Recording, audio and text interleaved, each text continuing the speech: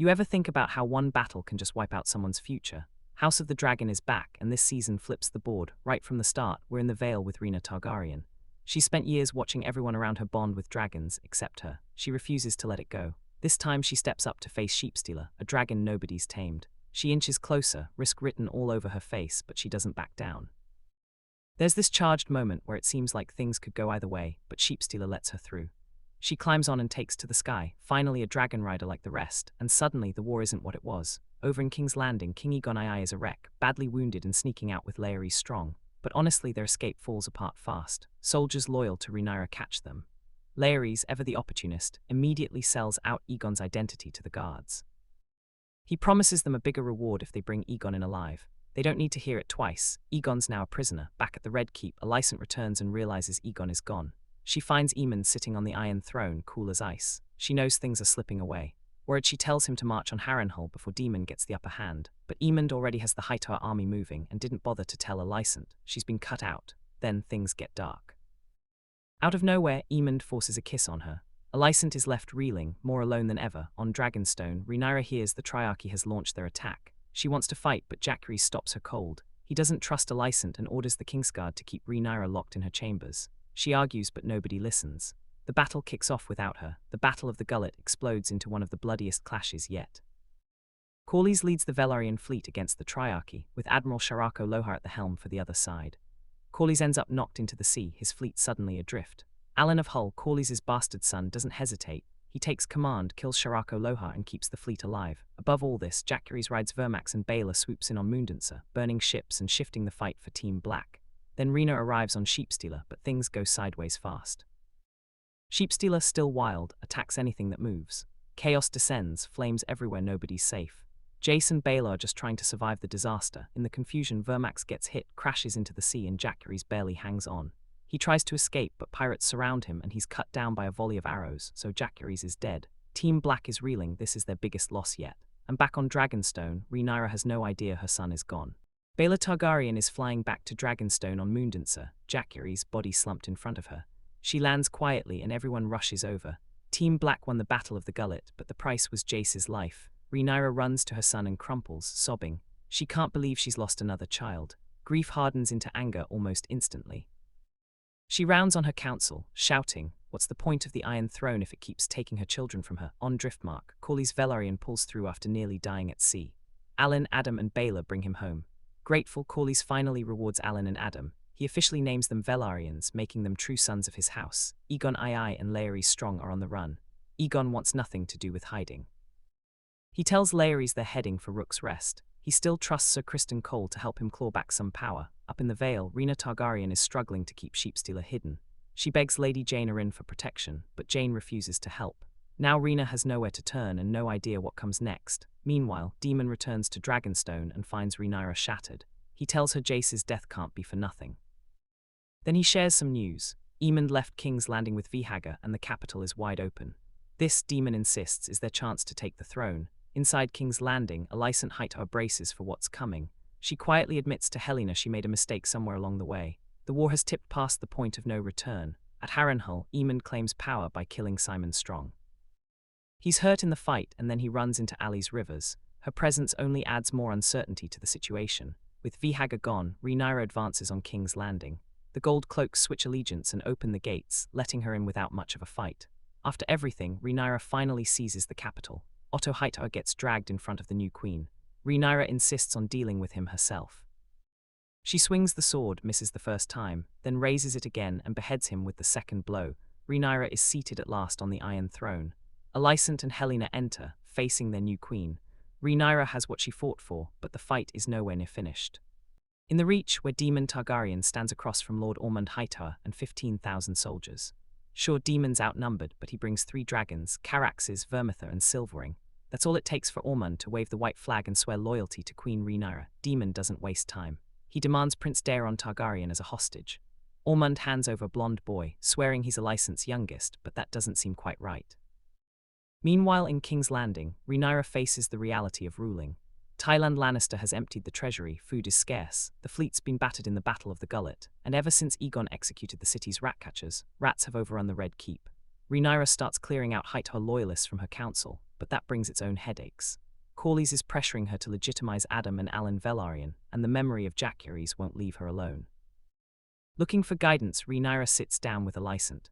Alicent tries to nudge her toward declaring Aegon dead, but the High Septon won't recognize her unless there's proof Aegon's really gone. Rhaenyra brings in the so-called Prince Daeron, hoping to use him as leverage. Alicent takes one look and calls the bluff. The boy's not her son, he's just a merchant's child with dyed hair, the real Daeron, still with Ormond. Then the worst news hits.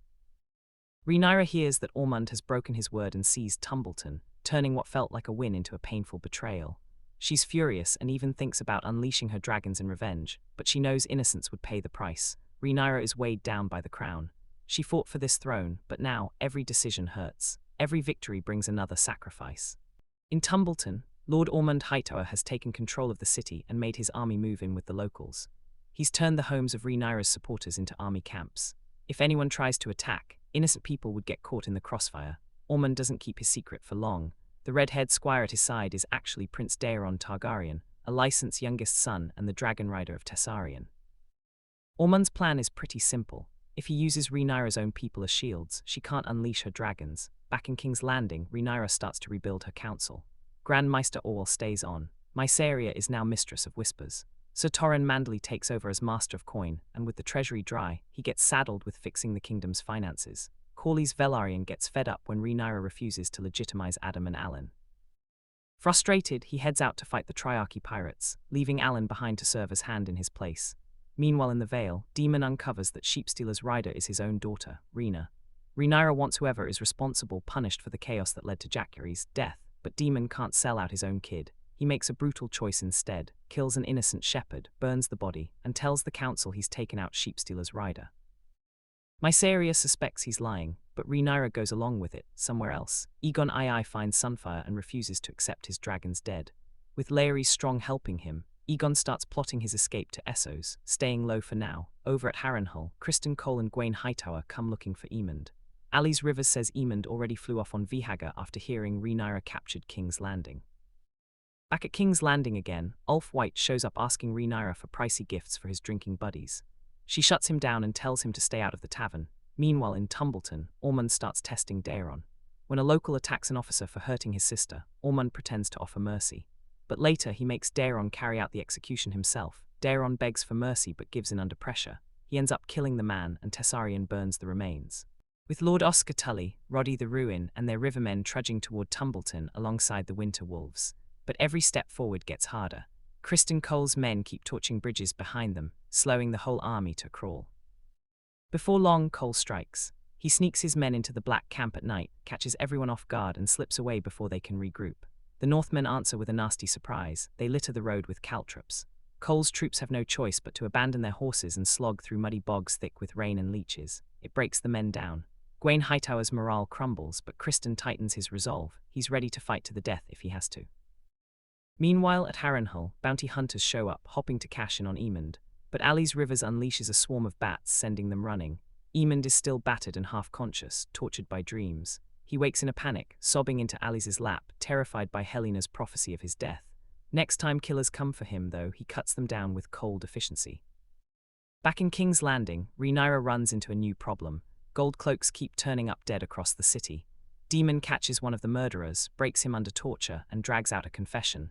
The killer was paid to do the king's work, acting on King Daeron's orders. But really, it's Lord Ormond Hightower pulling the strings. He's sending assassins after Rhaenyra's men, trying to break her grip on the city. He even hands Prince Daeron a special gold coin with his face stamped on it, the same coin Daemon finds on the assassin. Inside the Red Keep, tension builds. Alicent begs the Grand Maester for Moon Tea to quietly end Helena's pregnancy, but Helena won't take it.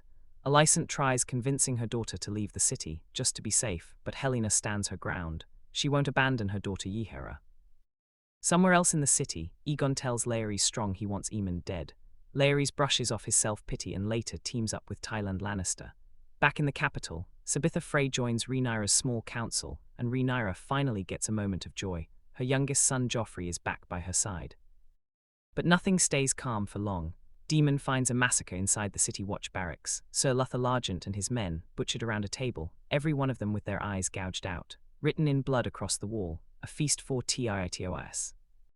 With Sir Criston Cole and the ragged handful of soldiers he has left stumbling onto what looks like a massacre of rivermen. But it's a trap. The dead suddenly lurch to their feet and attack.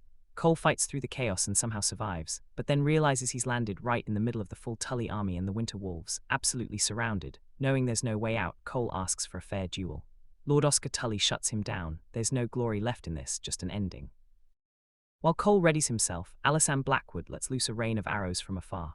One finds him and he dies right there in the mud, a licensed handkerchief still clenched in his fist. Meanwhile, King's Landing is slipping through Rhaenyra's fingers. The treasury's bone dry, the city watch is barely holding on, and hunger gnaws at the starving crowd.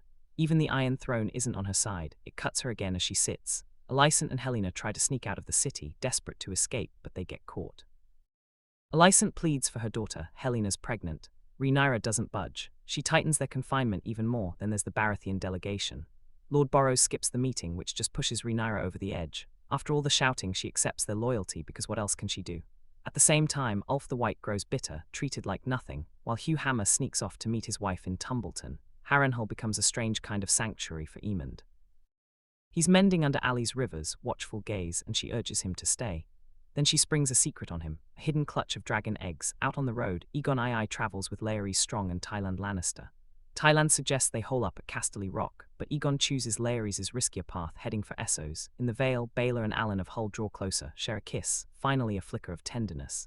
Lady Jaina Ryn isn't so gentle with Rhaena, though. She calls her out, warning that chasing wild dragons leads only to disaster. As things spiral toward chaos, Corlys Velaryon at last agrees to send help to King's Landing.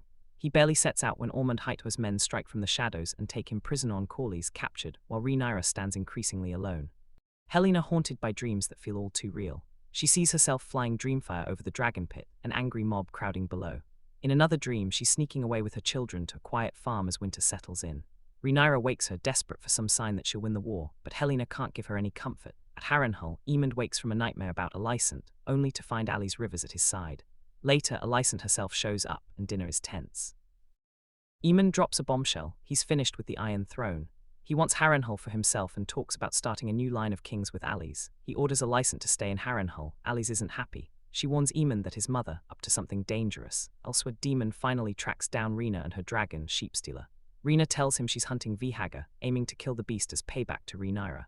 Daemon says he's sorry for letting her down as a father. But the peace doesn't last. Rhaenyra and Adam arrive, riding Syrax and Seasmoke. That's when Rhaenyra learns Daemon lied. Rhaena is actually Sheepstealer's rider. It all falls apart fast. The dragons Syrax, Seasmoke, Caraxes, and Sheepstealer tear into each other in the sky while their riders struggle for control.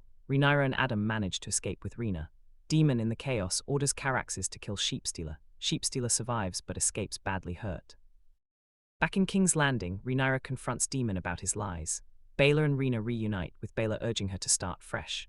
Meanwhile, Alan gets a grim message from Ormond Hightower. A severed finger from his father, Corlys. Over at Harrenhal, Alicent makes her move. She sneaks poison into Aemond's wine. He drinks, but when Alicent realizes what she's done, she panics and vanishes. While one alliance falls apart, another is born. Ormond Hightower meets Ulf the White and offers him Driftmark and the Lord of the Tide's title, if Ulf will switch sides. Ulf agrees instantly, turning on Rhaenyra and earning his place as one of the two betrayers. Finally, Aegon II stops running. The mutant army is closing in.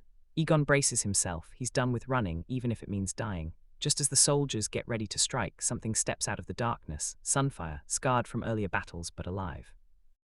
Aegon spots his dragon and starts yelling as Sunfire gets ready to unleash hell. Then he gives the command. Dracarys. Sunfire rains fire onto the soldiers, wiping them out with Aegon and Sunfire back in the fight. Rhaenyra hears the news. Aegon II and Sunfire survived. Even worse, Aegon just torched the mutant army at Rook's Rest. The small folk see his survival as some divine sign. Maybe he really is their king. For Rhaenyra, the blow hits hard. Afraid she's losing everything, Rhaenyra starts making desperate choices. Baelor begs her to help rescue Corlys Velaryon, but Rhaenyra brushes her off. Then she exiles Mysaria, one of the few people she still trusts. And her treatment of Helaena, things go from bad to cruel. Helaena won't eat, even though she's pregnant, so Rhaenyra orders the guards to force-feed her. Helaena stares right at her and says, "You've become someone King Viserys wouldn't even recognize." Rhaenyra decides it's time to make her claim official. She strides into the Great Sept and demands the High Septon call her queen. He refuses. Without hesitating, Rhaenyra tells Alan to kill him. Then she stands before everyone and calls herself the prince that was promised, using High Valyrian, her desperation on full display. But then, tragedy hits its peak. Helaena climbs a window in the Red Keep and jumps to her death. Rhaenyra hardly reacts. She closes the doors and just gets back to her plans.